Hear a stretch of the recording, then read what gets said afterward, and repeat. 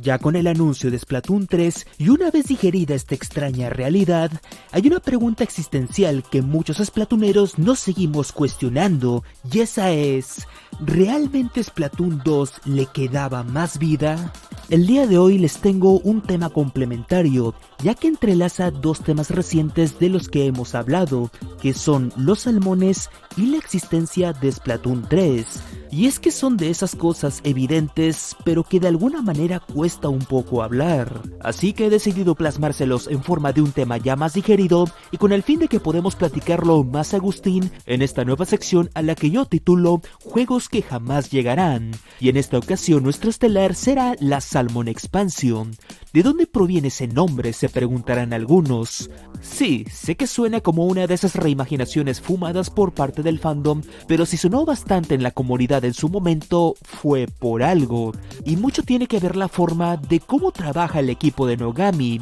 y me explico. Como muchos sabrán y por la naturaleza del juego, las entregas de Splatoon se van desarrollando previo y después de su estreno, razón por la cual si llegaste a jugar a Splatoon 2 en su inicio y lo vuelves a jugar hoy casi 4 años después, lo sentirás como una entrega casi irreconocible, y esto mismo le ocurrió también al primer Splatoon. El detalle con esta primera entrega es que todavía estaba como que en una especie de fase experimental, en el que aún no se sabía si Splatoon iba a ser todo un éxito o una saga olvidada más del montón. Y aunque ya se tenía un plan a largo plazo establecido para esta entrega, el equipo de desarrollo siguió analizando los hábitos de la comunidad, tanto competitiva como del fandom, y empezó a invertir más en perfeccionar complementos para esta primera entrega, viéndose nuevas armas, escenarios, funciones, y hasta se encontró dentro del código la posibilidad de poder controlar Octos. Sí, desde Splatoon 1 ya tenían esta idea de la autoexpansión. Sin embargo, parece que decisiones corporativas hicieron que muchas de estas cosas quedasen en el olvido, o por lo menos para esta primera entrega, pues recordemos que se trataba de la Wii U, y que ya iba de salida por las filtraciones del nuevo proyecto NX, o sea, hoy conocida como la Nintendo Switch, por lo que gran parte de estas grandes ideas fueron pasadas y complementadas en una futura e inesperada siguiente entrega,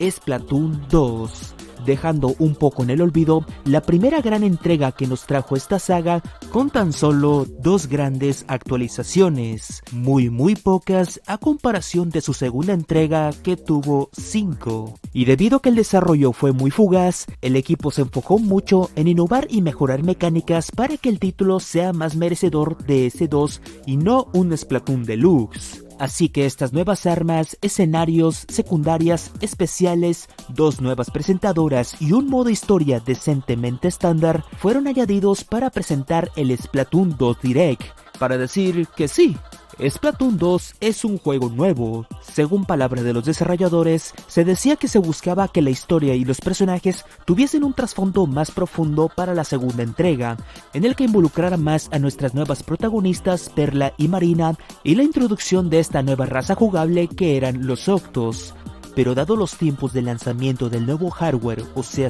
la Switch, y sacar un Splatoon 2 a la carrera, esta trama decidió esperar más adelante, esto en forma de una expansión, la Octo Expansión. Y esto generó 2 lados de la moneda, y es que al ser una expansión que llegó años después, pudieron darle un sabor más rico y auténtico a la historia que complementó a la perfección el universo splatunero como nunca. Pero el lado negativo es que no dejaba de ser un DLC de pago, y que se vendía más como una skin de Octo para el público no tan adentrado, por lo que de antemano sabemos que a pesar del potencial de esta autoexpansión, la recepción no sería la misma a como si estuviese estado dentro de un lanzamiento o como una nueva entrega. Y es que meses posteriores a este estreno, en algunas entrevistas se mencionó que no estaban trabajando en una nueva entrega de Splatoon, y que posiblemente su siguiente enfoque sería el caso de los salmones, cual tenía algo de sentido, ya que este apartado seguía siendo un misterio y dejaba muchos cabos sueltos, por lo que a partir de aquí, la comunidad empezó a darse más o menos una idea de lo que se aproximaba.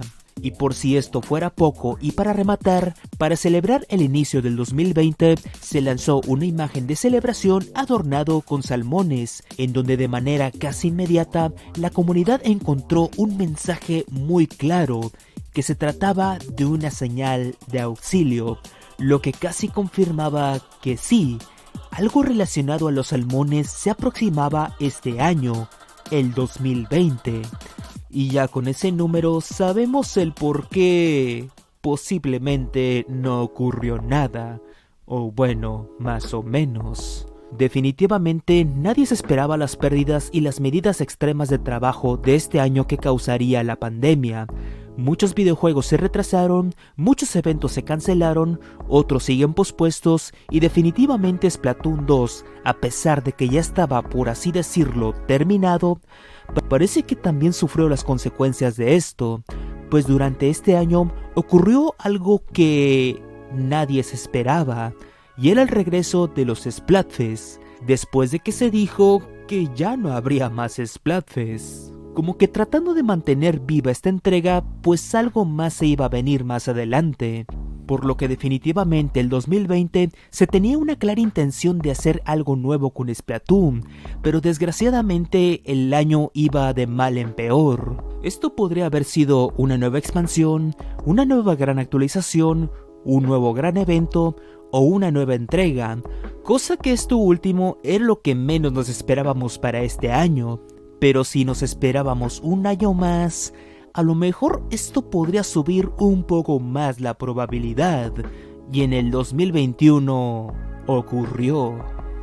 Por lo que a partir de aquí entra un poco mi criterio viéndolo desde el punto de vista corporativo, y es que la Salmon Expansion podría haber sido algo que ya estaba casi listo para ser lanzado ese año, probablemente después del Splatoon 2 World Championship, que es cuando casi siempre se revelaban las novedades más grandes para esta entrega, y que parecía que este año se iba a celebrar en grande antes de su cancelación. Pero como ni siquiera hubo campeonato, esto se tuvo que posponer, y en eso probablemente decisiones corporativas hicieron números. Y es que si una expansión como la Octo, por más profunda e increíble historia que tenga, no venderá lo mismo que una nueva entrega, ni mucho menos al mismo precio, ¿por qué mejor no lanzarla como una nueva entrega y solo agregar un par de mecánicas nuevas para que se titule Splatoon 3? Sí, tal como le ocurrió a Splatoon 2 y que dejó al primer Splatoon en el olvido. Suena como que un poco injusto para los consumidores, sobre todo aquellos quienes recientemente consiguieron Splatoon 2, y probablemente por eso la existencia de más Splatfest reciclados, pero a la vez creo que era el camino más viable para que más gente nueva llegue y se adentre al mundo de Splatoon con una nueva posible mejor historia y por supuesto genere más ganancias.